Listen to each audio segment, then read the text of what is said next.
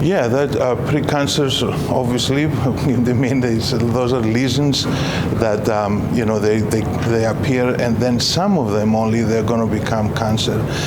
So part of the idea there is how many of those we need to detect, and which ones. Obviously, you want to detect the ones that they have the potential to become cancer. So it's in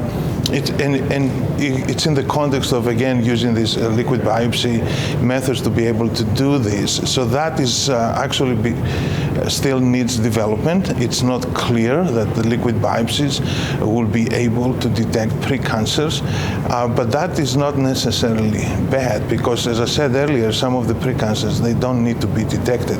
So there is a lot of work to be done to try to figure out how to do this. And there are other ways besides liquid biopsy to actually take advantage of, being able to detect those precancers and have tests to decide which of those, or guide us which of those actually they're going to become cancer, so that people then can be managed accordingly. So it's still a bigger question, if you wish, how these precancers are going to be detected.